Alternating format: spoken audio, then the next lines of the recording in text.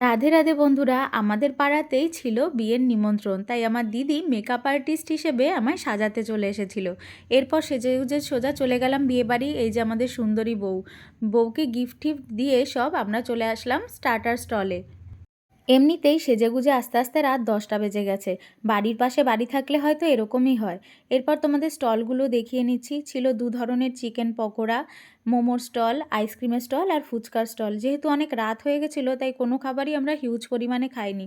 একটু আধটু করে খেয়ে তারপরে আমরা মেন কোর্সের দিকে সোজা চলে গেছিলাম।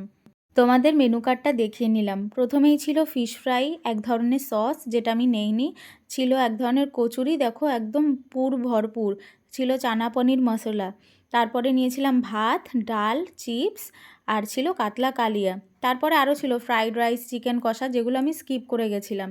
তারপরে ছিল চাটনি, পাঁপড়, দু ধরনের মিষ্টি, ওটাও আমি স্কিপ করে গেছি। আর আইসক্রিমের তো স্টল দিয়েছিলই। আর এখানে বর আসবে বলে সবাই ওয়েট করছে। আর এখানে দেখো কত নাচানাচি শুরু হয়ে গেছে। এই বিয়ের ভিডিওটা কবে থেকে দেব বলে ভাবছিলাম, কিন্তু সময় করে উঠতে পারছিলাম না। তাই আজকে তোমাদের সাথে শেয়ার করলাম ভিডিওটা। তোমরাও জানাবে যে এই সিজনে কে কে কয়টা বিয়ের নিমন্ত্রণ পেয়েছো। আর ভিডিওটা ভালো লেগে থাকলে অবশ্যই লাইক কমেন্ট শেয়ার করে ফলো করে দিও।